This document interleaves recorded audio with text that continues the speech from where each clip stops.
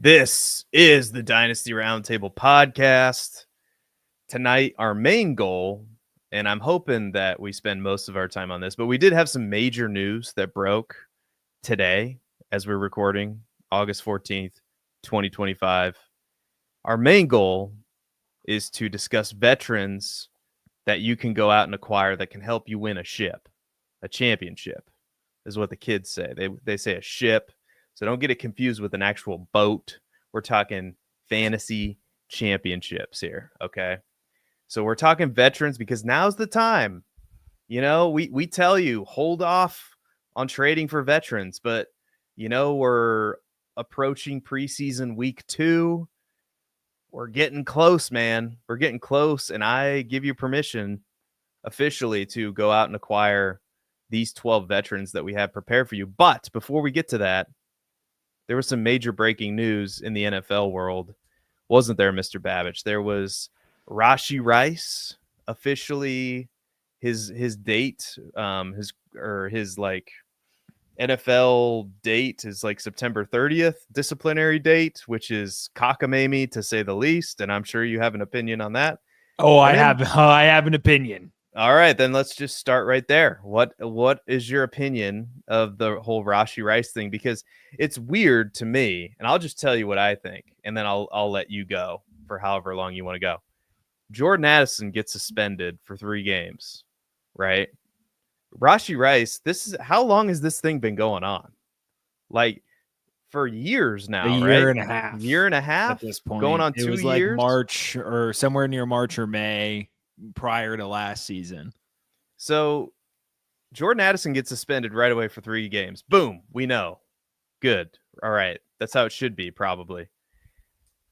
Rashee Rice, why do we have to wait until September 30th for the NFL to discipline him? Why, Matt? Oh, I have a great answer for you, Seth, because if we take a look, first of all, we should have never assumed that the NFL was going to handle this with dignity. They've never done it before, and some have said that they'll never do it again. Now, we have what's the first 4 games that he has availability for? Yes, September 30th was the day that I saw. I can bring up the specific tweet. Oh, so interesting, Seth. Let's see. So we have the primetime opener against the Chargers in week 1. We have a Super Bowl rematch versus the Eagles in week 2. And by God, that's the Baltimore Ravens in week 4, 2 days before his hearing date. I do, but I'm trying to curse less on the program. Fuck you, Roger Goodell. Fuck you, NFL. You're just a big group of slimy pricks to be out here blatantly delaying his suspension till mid-season for ratings. And the only thing I can think of to justify this, and I'm praying, I've seen a couple of people tweet this out, a lot of times these mid-season suspensions end up getting kicked over to the start of next season. So what I'm hoping for is that the NFL got their greasy little paws on some more cash and ratings, and which is dumb to act like Rashee Rice being active is going to make a massive difference in these ratings. But it seems pretty clear that was their motive. And he's probably going to get if he gets a suspension in season, it's going to be a 4-game suspension. No more. You know why, Seth? Because that 5th game is against the Buffalo Bills. They're not going to have him miss that one. So I think he either gets suspended mid-season with a 4-game suspension and comes back for Buffalo, or they give him a 6-game suspension that gets kicked over to the start of the 2026 season, which would also be asinine because we're talking about over 2 years removed from this incident, and he's just now serving a suspension. The whole thing is very cockamamie. It doesn't make a lot of sense. But as of right now, if he were to, worst case scenario, get a 6-game suspension in the middle of the season, by far the worst scenario in terms of any redraft leagues, and obviously win now dynasty teams that bought might be panicking a little bit, but at this point, you're not selling. If you bought, you bought. If you held, you're holding. Nothing really is going to change our minds here. Yeah, and I would have a hard time. Maybe I'm wrong, but my feeling about it is Rashee Rice is nobody's really gonna be buying him. Nobody's really gonna be selling him for the next 4 weeks or up until the September 30th until we know more. So that's just my feeling about it, and I echo your sentiment. So next time we might want to prepare the kids. You might want to say earmuffs or something like that. But that's I'm trying to curse less on this program. True. That's true. I was pretty clear I was about to curse. All right. I had to. I've been feeling that all day. It's all right. We're not monetized on YouTube yet, so get the once we're out. monetized, I will definitely reel that in. But I can have a little fun until we're monetized. The second item that we have to discuss before we get into the meat of the show is Quinshon Judkins. Now, the Quinshon Judkins news to me, and I'm just a dummy on a couch, all right? I'm not a lawyer. I did teach for 9 years in high school, which is not nothing. Quinshon Judkins, they've dropped the case, apparently, and and it's funny, I just typed in Quinshon Judkins into Twitter, and one of my Twitter threads came up that I put out on July 8th, saying Quinshon Judkins is one of my favorite rookies to draft. And then 2 days later or whatever it was, this whole thing came out. So, but the gist of it is, I don't know, how are they going to suspend him? If there's no case. I guess the NFL can do whatever they want to, but it sounds like he's going to report, he's going to sign, and he's going to start practicing. Now he's behind the 8 ball, and that's not great. And he's a rookie, but he is a second-round pick. I thought he profiled very similarly to another Cleveland running back once upon a time that was really good for them, Nick Chubb. I think he's a really good prospect. I know some people disagree with that in the space, and I've been drafting him. I haven't stopped drafting Quinshon Judkins in Dynasty rookie drafts, in best ball. I took the dip, and it looks like it's going to pay off, but what am I missing here, Matt? What's your take on this whole Quinshon Judkins thing? Now I'm pretty much with you. I mean, it was, if you're victory lapping kind of either way, it's a little ridiculous because there was no way any of us were to know that this was going to happen.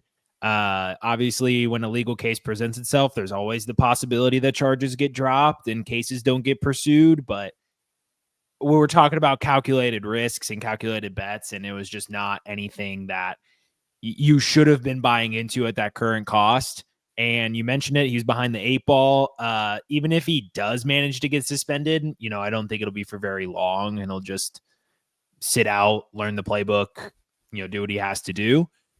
But yeah, I mean, I guess we're back in. Kind of a really weird trajectory this has all been for him. But and I just have one final thing to say on this, and then we can get on with the show. And I know we're here to give you advice, but that's what we're doing, is we're giving you our advice and our best take on what may happen. And again, we're not doctors, we're not lawyers, we're just fantasy football players. So when some of these people, man, were so sure that Quinshon Judkins was going to be out for 5 to 6 weeks, and people were saying all season. I'm just telling you that, and some pretty prominent people too, the people that act like they know what the heck's going on with, and player takes are one thing, but with such a ferocity, Matt, with such a I know what's going on, I'm the expert, this is what's going to happen type attitude, man, you got to run from those people as fast as you possibly can, because those are the very people that are not going to admit when they're making a mistake. And I'm not even going to talk about, the all the like this AI, all these tweets that are AI that are going out there. Last year I told you to draft these 3 players that were just smashes, when you recommended 150 players, because there's no possible way. And I'm getting on a completely different topic now. There's no possible way that you can have that many takes There's just no, like, if you tweet 10 times a day or in like 3 or 4 threads a day, it's like for 100 days, there's only 150 players, 200 players that we draft and redraft. So how does that math add up? You know, like, it's just what it should be is you put out a thread, right? That's really good. That's you do a lot of research on, that's original, that can be helpful. What's that? Is that we are off on a tangent here. Yeah. So anyway, that's beside the point. But anybody who tells you like I am the one and only source for fantasy football and I am the buck stops here, man. Quinshon Judkins is going to be out for the whole year.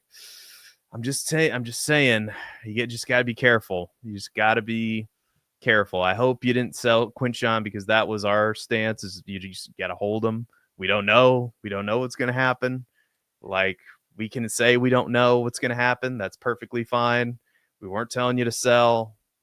If anything, buy the dip. And again, I'm not victory lapping here, but just it's a cautionary tale. I think just be careful, consider the source. We're going to do the best we can on this program to give you as truthful information as possible. And if we ever aren't, please call us out in the comments. We would hope somebody calls. I would hope you would call me out if I start being disingenuous. Like if I came on here and was like, woohoo, Quinshon Judkins, baby. Yeah, he's not going to be convicted of a crime. Yeah. Like I would never do that, but it might be funny if I did. Anyway, let's move on with the show, shall we? Let's talk about veterans that you should go and not draft. Well, if you're doing a startup, maybe that you should go out and acquire right now. And we're going to start with, we kind of broke this up, or at least I did, just to confuse Matt Babich, into position groups. So we're going to start with wide receivers, and I'm going to kick it to you right off the bat. And I want you to tell me about Calvin Ridley, because I really do like this one. Calvin Ridley with the Tennessee Titans, new quarterback, Cam Ward. Tell me why Calvin Ridley is a good buy in Dynasty right now for those win now teams out there looking for a championship. Yeah. So in his first preseason game with Cam Ward, Calvin Ridley generated a 37.5% target share and a 81% yard share. He had 81% of Cam Ward's passing yards. Now that's on 8 dropbacks in one preseason game. All right. But it's a clear indication of the chemistry that they're building, and all training camp reports have corroborated this. But what's nice to see is it's not, one-on-one drills or 7-on-7, or, it's a one practice clip where you don't really know exactly what the setup was. We don't know if the offense was heavily favored in that drill or the defense. We get to see it in a game. It's a preseason game, but we saw it in a game. And let's go back. Well, first of all, Ridley's going to be the guy. I think we know this just based on the depth chart, but we're starting to see it with some more evidence. Let's go to 2024. 28th in expected fantasy points per game on just a 24% target share, though his 44% air yard share was exceptional. He led all receivers in unrealized air yards. A lot of opportunity there. In 2023, back in Jacksonville, in a better situation than last year, 14th in expected fantasy points per game, 27th in actual fantasy points per game on an even worse target share and air yard share, but in a better system with better talent around him. So what does this tell us? We combine his usage with his charting stats. Matt Harmon put out his reception perception profile on Twitter, and it was exceptional. Greens all over the place in terms of where he's winning on the field. So Ridley can annihilate his cost of keep trade cut wide receiver 47 through a bad Tennessee offense with poor Cam Ward play and a F it, Ridley's down there somewhere mentality, a la 2024 with Will Levis and company. Or we can get good Cam Ward play with some more intentional usage closer to what he saw in Jacksonville. And I think we get the best of both worlds, actually. I think we get some of both of this. I think we get decent to solid play from Cam Ward this season with more frequent and intentional usage. So we look at 2021 through the first 5 games before he was removed for the rest of the season due to gambling problems. 27% target share, 40% air yard share, 18 expected fantasy points per game, 14 actual expected fantasy points per game. Seth, I think 27% target share and 40% air yard share is what we get out of Calvin Ridley this year. And if that happens, he could be a top 12 wide receiver in fantasy points per game. It's not exactly what I'm saying is going to happen, but I think the opportunity is going to be exceptional. I think this offense is going to be a little bit better than we expect. Maybe not Houston and CJ Stroud's rookie year, but better than we expect. And so I think Ridley smashes his cost.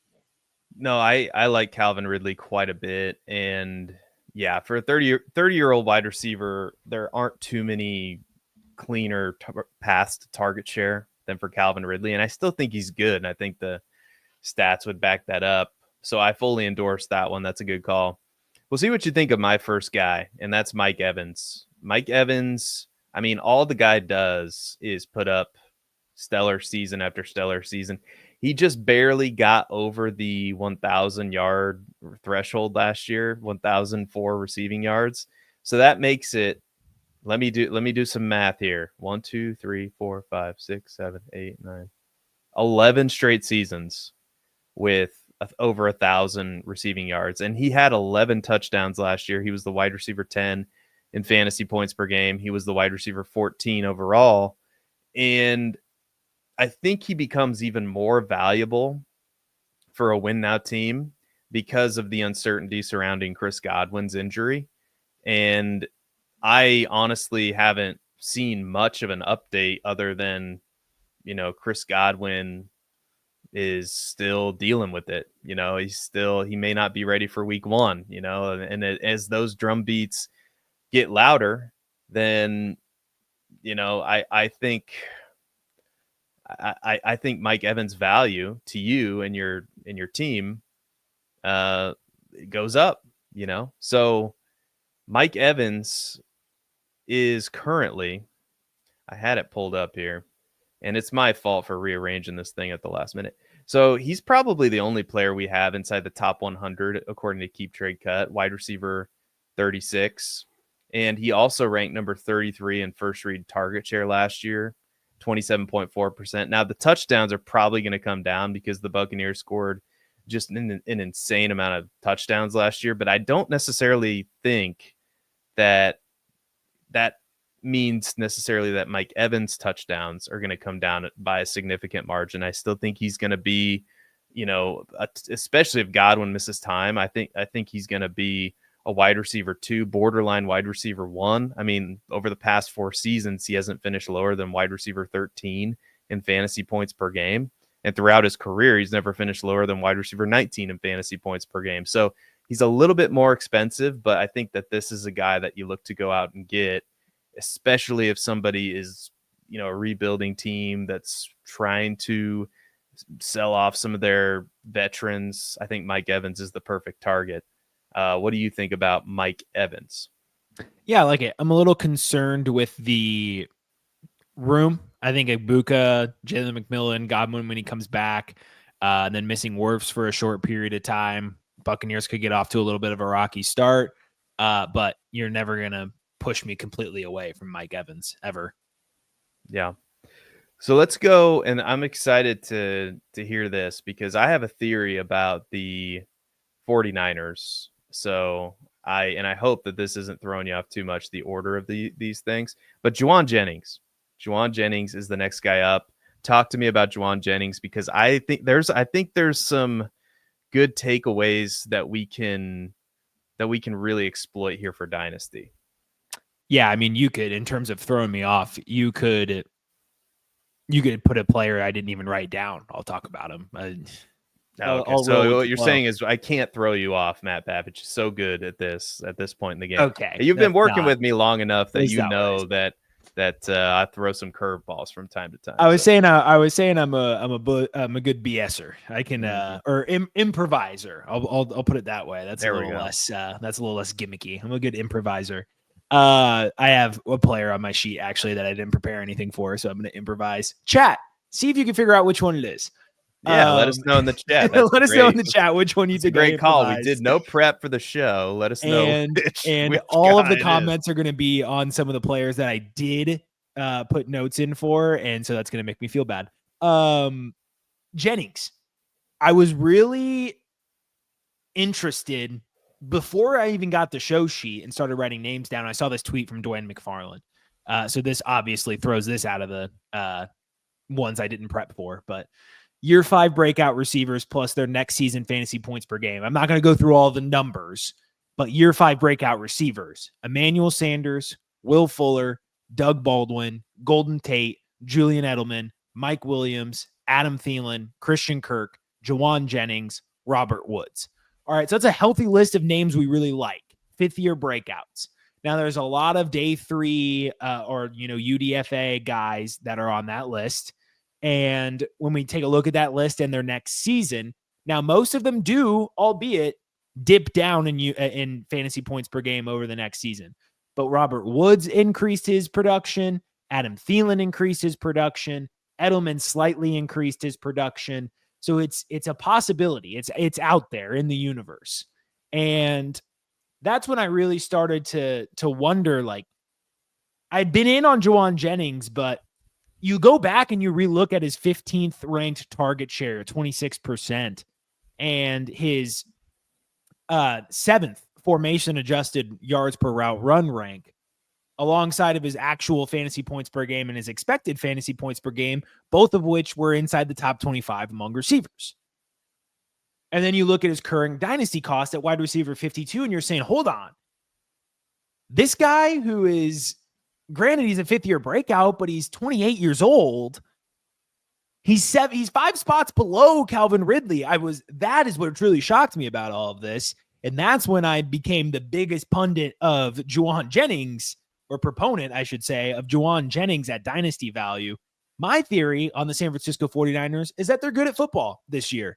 Is that they win a lot of games and they score a lot of points this year. It's why I have a lot of George Kittle and a lot of Brock Purdy, a lot of CMC and redraft leagues. It's why I have a lot of Jauan Jennings and Ricky Pearsall in dynasty leagues, because I think that this is an offense I want to invest in.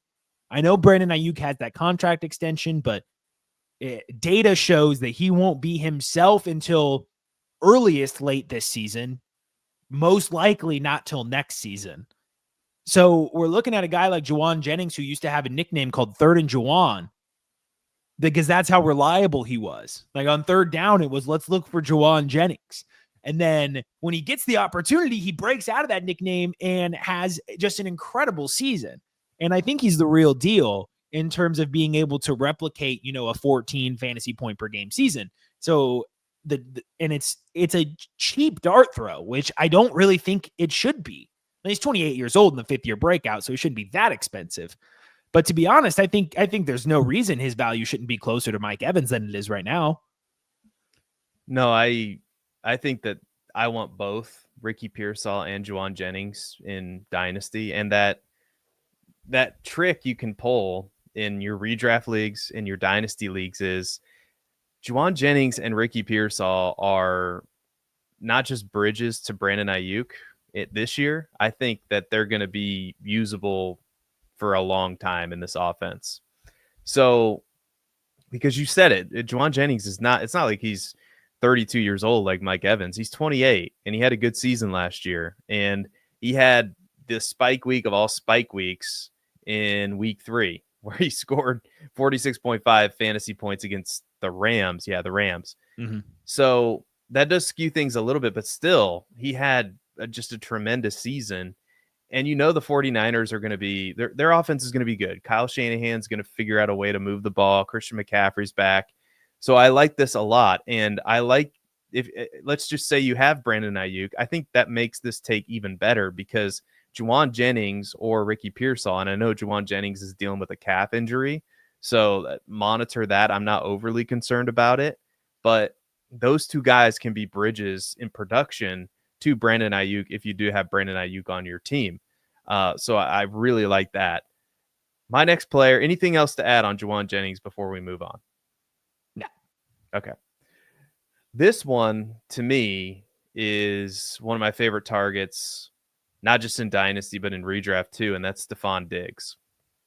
Stefon Diggs, I don't know if you've been watching these training camp videos at all, but it looks like to me, Stefon Diggs is his old self again, if I do say so myself. But, when you really dig into the numbers on Stefon Diggs over the last, several seasons, even last year, he was averaging 15.2 fantasy points per game in his 8 games played. He had 64 targets, 47 receptions, just under 500 receiving yards. So it's not like he was playing bad. He just got hurt and he's coming off of an injury. And then he goes on the boat with the drugs and the women, allegedly. And so all these concerns are valid. Torn ACL, he's older, maybe not taking it seriously. But man, training camp has me completely flipped on Stefon Diggs. And I get it. It's a risk, but it's not an expensive risk to take. At his current value, keep trade cut, player 151 overall, wide receiver 54. Throw in the fact that I think this Patriots offense is an offense you're going to want pieces of. I want Hunter Henry. I want Travion Henderson. I want Stefon Diggs. I want Kyle Williams. I want all these guys because I think Drake May is that dude. I think Drake May has a great chance of breaking out this year because, if you look at what Drake May did last year with just a total shit sandwich of a situation, I didn't say earmuffs, just like horrible. I mean, offensive line, horrible. Coaching staff, horrible. Weapons, horrible. It's completely different. Now, I'm not saying it's perfect, but it's night and day from what it was last year. And I think Stefon Diggs can be a security blanket for Drake May over the middle of the field, even at the age of almost 32. He's 31, almost 32 years old. He'll be 32 during the season. So what are your thoughts on Stefon Diggs this season? Frankly, I think he's cheap. In redraft, I'm taking him too. I want all the Stefon Diggs. Yeah, so on of the list of receivers we have in this episode, we have one more after Diggs. He's my last choice here. He's also the cheapest, but not by much. There's Jennings a little bit ahead of him, and then this next receiver we'll talk about a little ahead of him. But like you said, it's an inexpensive shot. And the upside potentially of what Diggs could do in this Patriots offense potentially outweighs that of Jauan Jennings. Like because Ricky Pearsall's there, you got Christian McCaffrey, George Kittle. This offense could really funnel through Stefon Diggs. So there's plenty of upside there. Not expensive. Obviously the most risky choice we've thrown out so far. But if you're a win now dynasty team, why not throw a late third round to get Diggs? Champions don't stop to pick up a late third round if they drop it on the ground. I'll never forget Jerry Sinclair talking about that. That was one of the best analogies I've ever heard in terms of dynasty football. All right, Matt, who's your next player? And you alluded to the fact that it's a wide receiver. Jakobi Meyers. Jakobi Meyers. As a Patriots fan, obviously Jakobi has been one of my favorite players since we signed him as a UDFA. Now, Meyers has had a 20+% target share, Seth, in 5 of 6 straight seasons. His rookie year is the only time that hasn't happened. It's hard to believe that doesn't happen again. The more that Jack Besh becomes forgotten about, I haven't even heard his name all offseason from beat reporters. And now the engagement baiters are promoting Dante Thornton Jr. and pretending that he's some good prospect to look out for. No, he's Marquez Valdez-Scantling. There, I solved the riddle for you. In case you're wondering, this is a tangent. Tall guy run fast. I learned this the hard way. Not a very reliable archetype of player in terms of dynasty success. If they have one route and it's the go route and they just run really fast and they're 6'5" and run really fast, they're probably not that good. And that's why he's not going to be anything. And that's why this target share is going to be incredibly consolidated between Brock Bowers and Jakobi Meyers.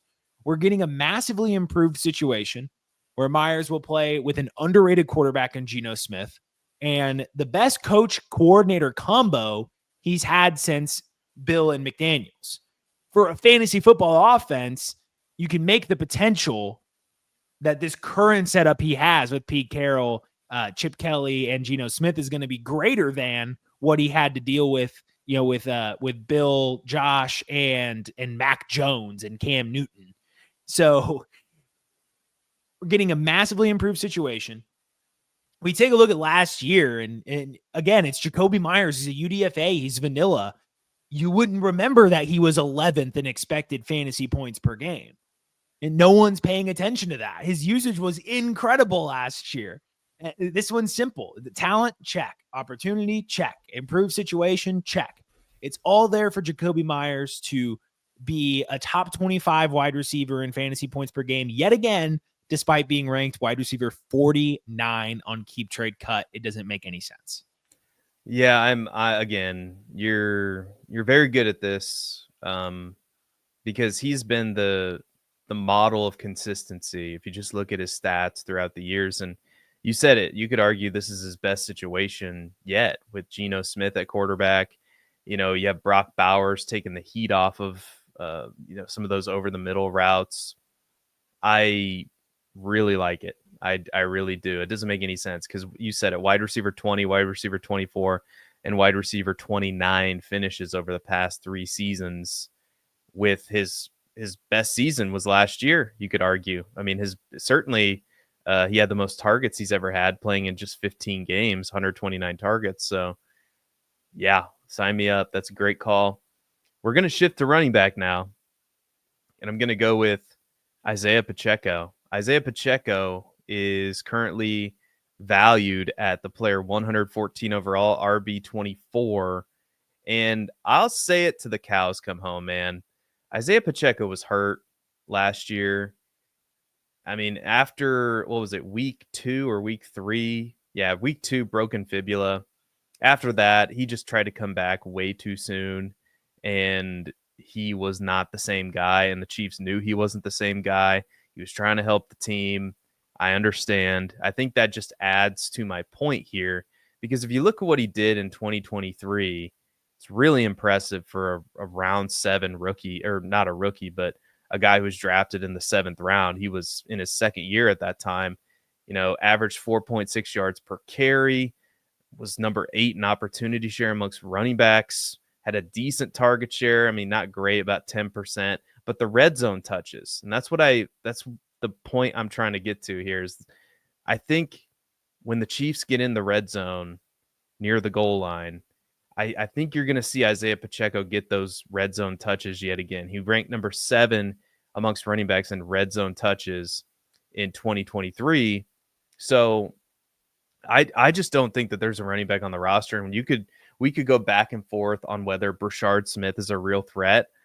I want Brashard Smith on my team too, just in case that pans out. But that's a long shot. If any team's going to do it, it would be the Chiefs. But I want Pacheco. Like I want Pacheco in redraft. I should probably quit saying redraft. This is a Dynasty show. I want Pacheco in Dynasty. I want Pacheco everywhere because I think this offense is going to be good. We know we're getting Rashee Rice for the first 4 games, so they're going to be able to move the football. And then when they get down near the goal line, I think they're going to be handed the ball to Pacheco, who's going to be 100% healthy. But what do you think?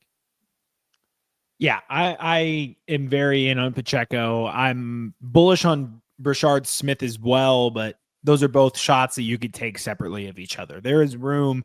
If this Kansas City offense, I see a lot of people, and it was some of my friends, and not necessarily like fantasy football experts, but they know what they're talking about as well, talking about like the Chiefs clearly don't want like Patrick Mahomes to be throwing for 5,000 yards. Buddy, get real. If you think that this is the desired Patrick Mahomes, Andy Reid system after a Super Bowl loss in a season where, despite performing relatively well and making it to the Super Bowl, their offense sucked. Yeah. No, you're out of your mind. They want Tyreek Hill. Like they just don't have the facilities right now to go out and spend. And they know because Patrick Mahomes is Patrick Mahomes that they can get to the Super Bowl with almost anybody. They're shoring up these other pieces around the team that are of bigger need than getting a game-breaking wide receiver because they feel like they have one of their best combinations that they've had in quite some time with Hollywood Brown, Xavier Worthy going into year 2, Travis Kelce being freed up to be a little older, and Rashee Rice. Like that's the best 4 combination, even at Kelce's 35 years old. That's still the best 4 people in that system that they've had in quite some time.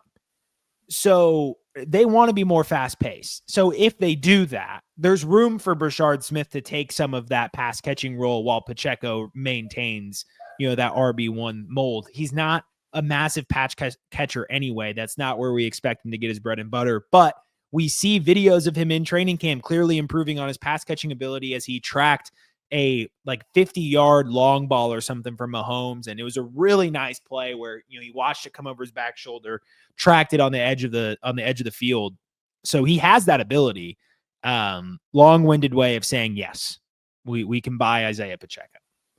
Yeah, I remember sometimes people forget he was a round 2 redraft pick last year because of what he did in 2023. And now, if we get a completely healthy Pacheco, I don't see why he can't be a solid RB2 for your team.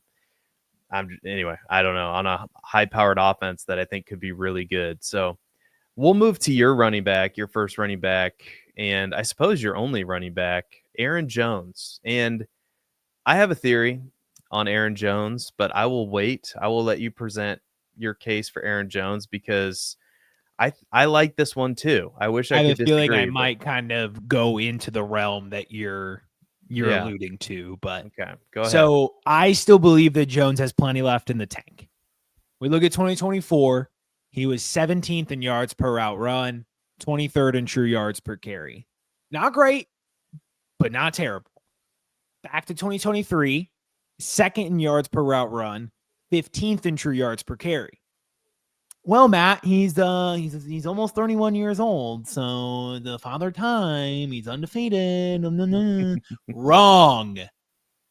His 69% opportunity share, Seth, was a career high for Aaron Jones. We should do a segment of stats that no one had paid any attention to this offseason because Jakobi Meyers being 11th in expected fantasy points per game and Aaron Jones getting a career high opportunity share last season have both gone well underlooked. And, no wonder his per touch and per route efficiencies took a dive. He's not used to taking that much of the load. Pause. So what does Minnesota do? I wrote Green Bay in the notes. What does Minnesota do? They don't take a chance on an incredibly deep RB class. They don't go out and get the next Aaron Jones. They sign Jordan Mason, a talented runner, but a clear short yardage goal line back that is a complement to Aaron Jones, not a replacement. He can take that, 12 to 13% of the touches that we don't even really want Jones to have or care that he has. And so I think his usage dips closer to the mid 50s in opportunity share, but that's normal for him. 2023, 50% opportunity share, 16th in expected fantasy points per game, 26th in actual. 2022, 54% opportunity share, 18th in expected, 11th in actual. 2021, 53% opportunity share, 13th in expected, 11th in actual. That's where I stopped simply because COVID and, we start getting pretty far back, but that's a career standard for him. This offense is going to remain very good, and Jones will remain a fantasy asset for win now teams, RB38. A little too poor for me. I would like a lot of shares there at that price. I completely agree. And I love the fact that you brought up Jordan Mason as a compliment, not the running back, the main running back, because he's never been that, Jordan Mason. And the fact that Aaron Jones, if you just look over his career, and I think that there's been this narrative with Aaron Jones too that I hear sometimes, he'll get injured at some point. Well, over his career, since he came into the league in 2017, or that's when he started playing at least, he played 10 games in 2017. He played 12 in 2018, 16, 14, 15, 17, did miss 6 games in 2023, but played all 17 games last season. And when you look at his injury history, yes, there are bumps and bruises. I mean, any NFL running back is going to sustain these, but I see an MCL sprain. I see a hamstring strain. I see a knee sprain. I don't really see a torn ACL. I don't really see a torn Achilles. I don't see these major injuries that would be detrimental to an older player potentially aging. And I also don't see a bad profile either that I'm worried about. You know, we've seen players like him age well before. You know, I know Christian McCaffrey's coming off of an injury, but you know, Christian McCaffrey is still, you know, at age 28, he's going to be 28 going on 29. I still think he has a chance to put up serious numbers as a pass catching running back out of the backfield. Aaron Jones, you know, he's, what is he, 5'9", 200, almost 210 pounds. I think he profiles really well at even at 30 years old to get a bunch of targets. And you said it, Jordan Mason, I think, is going to take up a lot of those in between the 20s carries that we don't necessarily want him to have anyway. Jordan Mason is going to keep Aaron Jones fresh throughout the year. It's similar to the theory I have on Trevion Henderson and Ramondre Stevenson. You know, I think that could be a good lightning and thunder combination that can keep both those running backs healthy throughout the year. And so I'm very much in on Aaron Jones too. I love it because I think there's a ton of upside for a win now team. He also ranked top 10 in red zone touches, top 10 in targets, top 10 in carries. I think that number does come down. I think his snap share comes down a little bit, but the target share is still going to be there. So absolutely love that call. Let's move on to my guy. And this might be controversial to some people, including the ageists out there, but I'm going to go with James Conner. And sometimes, Matt, we just have to give way to statistics. And I get it. Old, cranky player. We don't like him. The ageists out there will say, no, I'm not in on James Conner. And I'll admit, I'll raise my hand and say, yeah, I was one of those ageists at one point. But over the past 4 seasons, Conner has finished no lower than RB15 in fantasy points per game and has finished with no lower than 15.4 fantasy points in those seasons. Now, he's missed time due to various injuries in that time frame. He missed 2 games in 2021, missed 4 games in 2022, missed 4 games in 2023. But the interesting thing about James Conner is he improves with age. In 2021, he ranked number 62 in true yards per carry and number 27 in yards per touch. In 2024, he ranked number 20 in true yards per carry, number 11 in yards per touch. I can go on with the efficiency metrics if you want me to. In 2024, Conner ranked number 11 amongst running backs in targets, number 10 amongst running backs in red zone targets, number 7 in yards per reception, number 8 in yards per route run, number 1 in juke rate, number 1 in evaded tackles, number 5 in breakaway runs, number 6 in yards created amongst all running backs. He's aged like fine wine. That's what he's aged like. And like, he's 30 years old. He's been injured before, like we said. But the beauty is the Cardinals didn't add anybody of note to their backfield in the offseason. And I get it. Trey Benson is there. I want Trey Benson too, because he's the clear handcuff. And if anything happens to James Conner, Trey Benson's going to be the guy. But the Arizona Cardinals offensive line too is not horrible. It ranked number 16 according to PFF, and it got better as the season went along. Nothing much has changed about this offense, Matt. Nothing much has changed. I still think it's going to be about the same workload for James Conner, and I'm willing to bet that he stays healthy, or at least more healthy than not. And if I have James Conner, I'm trying to get Trey Benson thrown into a deal just in case.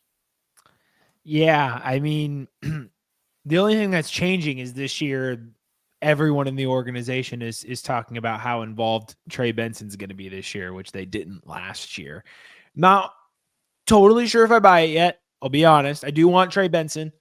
I'm slow to buy that we have like an Engram Kamara situation on our hands. You know, I do think they get Trey Benson more involved, but not involved enough to where we wouldn't want to place some bets and get some shares in on James Conner. So I'm with you here. All right. Moving on to the tight end spot. And again, I wish I could disagree with you, but tell us who your tight end is here. So Evan Ingram's had a little bit of an underrated career. Stats, again, that no one pays attention to, my third of the day, is that Evan Engram was tight end 4, tight end 7, and tight end 7 in fantasy points per game in the first 3 seasons to start his career. Seth, do you think the average ball watcher would think that highly of how he started his career in New York? No, I would think that they would think if you just asked, oh, how well did Evan Engram do in New York? They would say, oh, he was horrible in New York. That's what Theo Greminger said on Twitter just a couple of days ago, because he was talking about Kyle Pitts, and he said that Evan Engram was stuck in the wrong scheme, which, granted, I want to be clear, Theo is absolutely right when he says that. But yeah, it was my own memory that when I read that, I was like, yeah, man, Engram was bad in New York. We had to wait for him to be free. And then as I put this together, I'm looking at these stats going, wait. He wasn't even that bad. Things got rough, towards the 2020 and 2021 season. I think that's the last year he had in New York, if I recall correctly. So he had that, 18th in fantasy points per game and 23rd, kind of two stinkers of seasons. And then he gets out and he goes to Jacksonville and has 7th in fantasy points per game, and then 4th in fantasy points per game.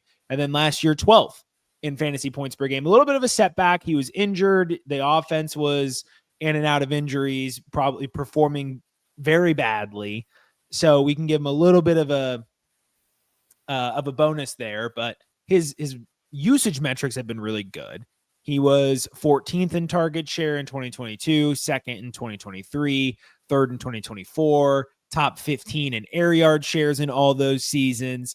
And from a red zone target rate percentage, you would like it for it to be a little bit higher. He was floating around 15% in Jacksonville, but that's something that can easily change, particularly in this Sean Payton offense. If we go back, and no, I'm not comparing him to Jimmy Graham in any way, shape, or form, but if you can get someone at the tight end position that can be a versatile red zone threat, which I believe Evan Engram can, and you look at who Denver has in their system, you have Cortland Sutton, and then who else, Seth, that is like a true red zone, like target drawer? No one really. And that's where he's going to help out a lot. So I actually think he potentially gets a career high number of red zone targets, or at least a percentage of his team's red zone targets, and a Denver offense that we believe is going to score points. We believe is going to take a step forward from last year, adding guys like RJ Harvey and now Evan Engram into the mix. So at tight end 17, which is pretty much just because he's old. Yeah, I'm going to take him. We talk all the time, you and I, about in different ways about how tight ends are a little bit more win now focused than others, or at least more age resistant than others, because the position is so bad. You can't afford to throw a guy like Evan Engram out in the garbage just because he's 30 or whatever years old. He's still very valuable. Yeah, especially in this offense, and people might point to the fact that, oh, well, the defense is going to be good, so I don't know if this offense is going to. It's Sean Payton, man. The Bo Nix ranked number 7 in pass attempts amongst quarterbacks last season, and the defense was number 3 in points allowed per game. The defense is going to be good this year, and Sean Payton's still going to pass the ball, and Evan Engram has a really good shot to play that classic tight end role, that Jimmy Graham role, that Jeremy Shockey role. I think he had Jeremy Shockey when he was a coordinator. Maybe I'm wrong. I could be wrong about that. But anyway, you get the point. Like the Jimmy Graham role for sure. So I love this call. And you're going to have to help me with this next one, because this next player is Mark Andrews. And I actually did a double take. I was like, I must have written this down wrong, because Mark Andrews, according to Keep Trade Cut, is player 139, tight end 13. Tight end 13. So I went to Keep Trade Cut, and I thought, I must have written this down wrong. And it turns out that he's actually dropped in the rankings. He's at 142 now, tight end 13. You could, according to this, you could trade Jordan Mason straight up for Mark Andrews. Jordan Mason, player 144, and Mark Andrews 142. I might have to add a 4th round rookie pick to the Jordan Mason side. Like, what are we doing here? I mean, Mark Andrews was recovering from a car accident at the beginning of last season. The snap shares are weird. And tightrope ankle surgery. Yeah, and yeah, and I just, man, like, when you look at the beginning of his year compared to the end, just of his utilization, it's right back to what we would expect from Mark Andrews. And now Isaiah Likely's injured. He's not, in training camp. And I get it. Everybody out there is going to say, oh, he only had 69 targets last year and caught 11 touchdowns. That's bound to regress. Maybe, but also the Ravens are a really good offense, and they don't really have, similarly to the Broncos, they don't really have a lot of red zone, big body targets. I mean, if you want to count DeAndre Hopkins at this stage of his career, I guess go ahead. But I wouldn't say Zay Flowers is that. I wouldn't say Rashad Bateman is that. Mark Andrews is that role, fits that mold for this offense that is going to score a lot of points. And sometimes, Matt, and I've said this before on this show, let's not make it hard. Sometimes picking a tight end, it's really just about picking a tight end we think that can finish with double-digit touchdowns. And Mark Andrews did it last year, essentially playing like not at full speed for the first 6, 7, 8 weeks of the season. So he can definitely do it again. And the fact that he's almost 30 years old does not make me shy away. I think he can be a productive player in this league for several more years in this situation. I get it. The passing volume in this offense is always going to be on the lower side. It doesn't mean that this tight end can't be effective for your fantasy team. Yeah, completely agree. For time's sake, I won't add on too much, but for basically all the same reasons. And my one final one is that he's going to get utilized pretty much the same way as he did that back half of the season. So why wouldn't we want a piece? I'll throw it to you. Who is your quarterback? I'm excited for this one, actually. Dak Prescott, QB 21. We routinely see QBs play until they're close to, pocket QBs especially, play until they're close to 40 years old. Dak is only 32 and has been a top 12 quarterback in fantasy points per game in all but 2 seasons of his career, albeit wasn't necessarily on pace to do so last season before being hurt. But big personnel upgrade, getting George Pickens into this lineup. Actually, I think they did a pretty nice job of slopping together a RB room. It's not great. It's not the worst thing I've seen. The defense is mediocre and staying that way. I want to go back to 2019, Seth, when Amari Cooper started his first full season for the Cowboys. Through his tenure in 2021, we obviously pick up CeeDee Lamb along the way. But just look at some trends here. He ranked second in deep ball completion percentage with 4.9 deep ball attempts per game. Those are passes over 20 or more yards. 2020, he ranked third in deep ball completion percentage with 5.4 deep ball attempts per game.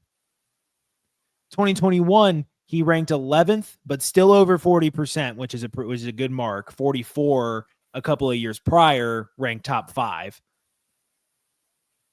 And then 4.8 deep ball attempts per game. So hovering around 5 of these attempts per game. His ADOT was larger. He's completing these big throws downfield. And then we go into 2022, 19th deep ball completion percentage, 3.8 attempts per game.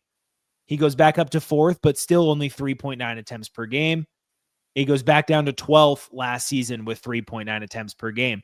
Enter George Pickens, somebody adept at contested catches, somebody who can mesh with Dak in the fact where Dak Prescott likes to throw into tight windows. He's okay with it.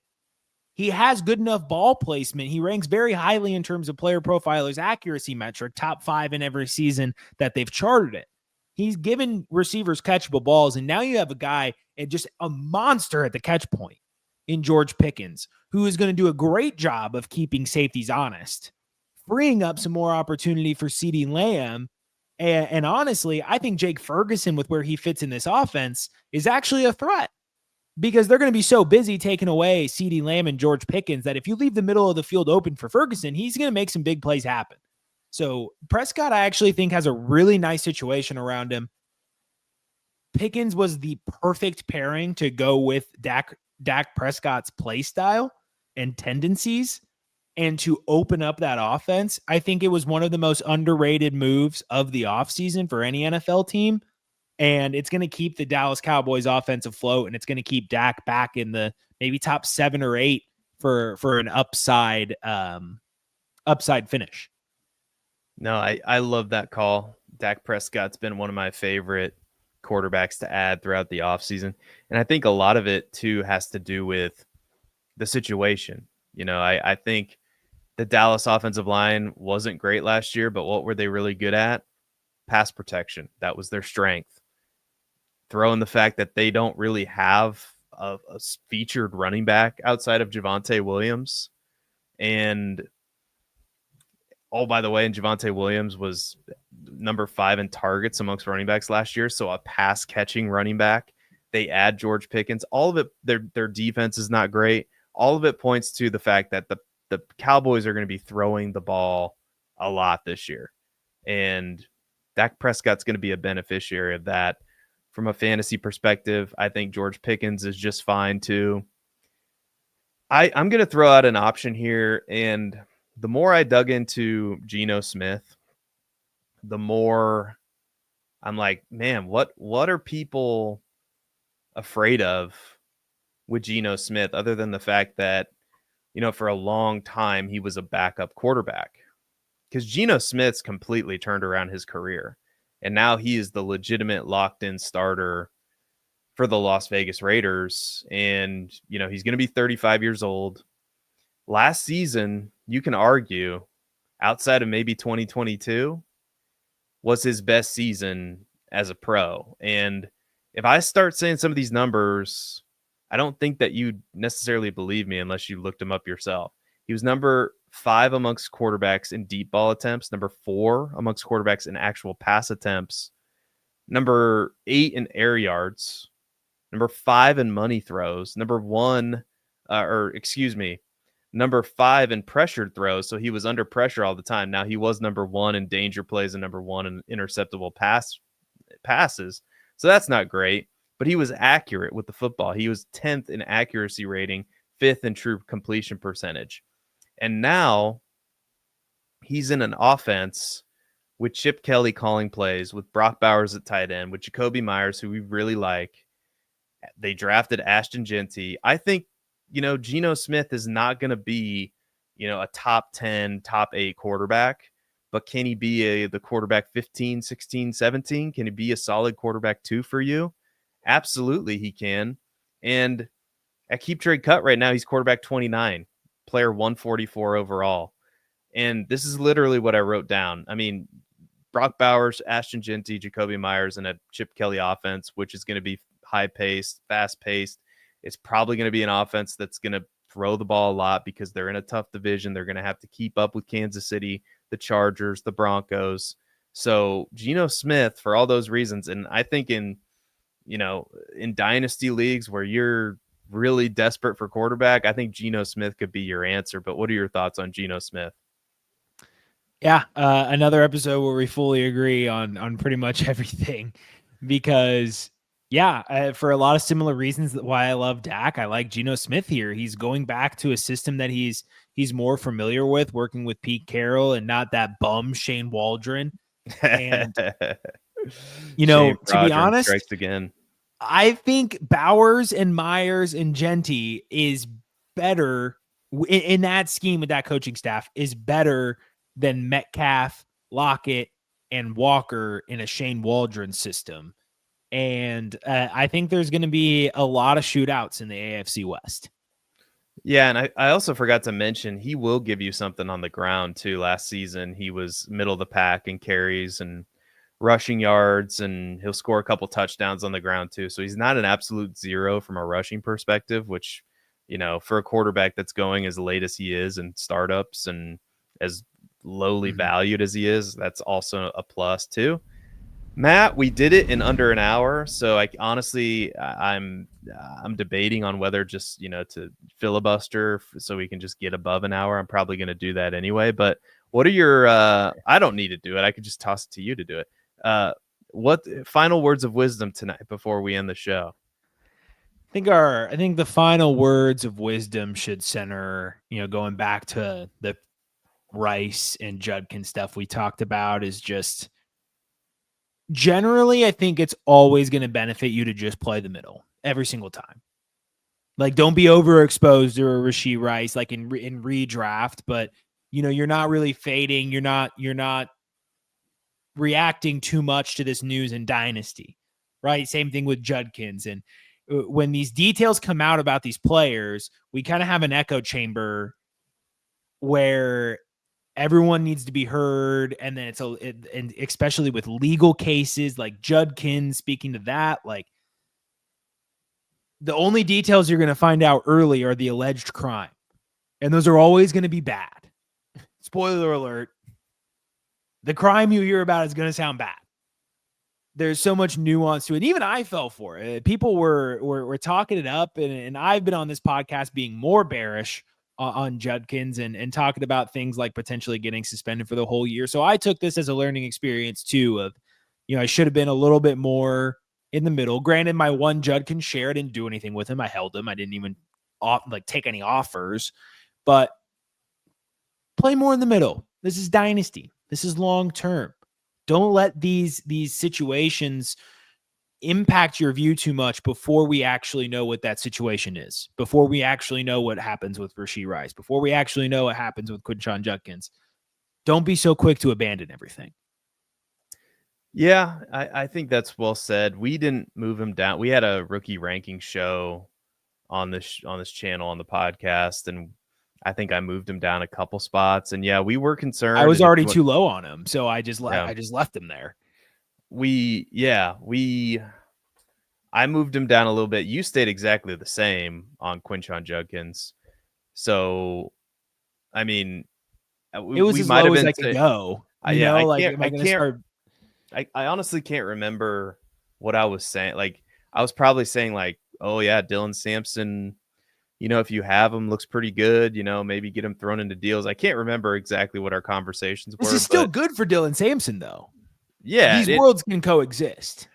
Yeah. I think I've thought this all along. I've thought it was really bad for Jerome Ford. So, and I still think it is bad for Jerome Ford. And I think that's the data would bear that out. The fact that, last year they ran the ball 28th most amongst NFL teams. In the previous 2 seasons, they were in the top 5, tells you that Kevin Stefanski wanted to run the ball, but he didn't feel like he could because he had an aging, injury-riddled Nick Chubb and Jerome Ford. So take that for what it's worth. You can go follow at Babbage, Matt Babbage, at Babbage. I tried to say your Twitter handle and your name at the same time. You can go follow Matt Babbage at Babbage_Matt10. You can follow me on Twitter at Seth_DIEWOLD and go follow the show on Twitter at FF Dynasty Table. And I'm going to make one plug tonight. Go join our Discord where we are going to be answering your Dynasty trade questions. We'll answer them too if you put them in the chat. And I'm compiling a list of our trade questions that we're getting, and we're gonna do a whole episode just answering your Dynasty trade questions at some point. Once we get enough questions, we'll do a show, and if we get popular enough, we'll do a Q&A live stream. Like, all these things are cooking in my brain. Some of them I haven't even told Matt Babbage about. He's learning it. I didn't even know for the first Discord. time. We have a Discord. I set it up maybe sometime recently. We have at least 3 members, so we're hoping you'll be going to the Discord soon. Ask us those questions, and we're looking to build a community there. Should be a good time. That is going to be it tonight. Thank you so much for listening, watching. You can download the podcast too. Give us a 5-star review. Like, subscribe, do all the things. Nobody cares about Aaron Rodgers. And until next time, be good, everybody, and we will see you later.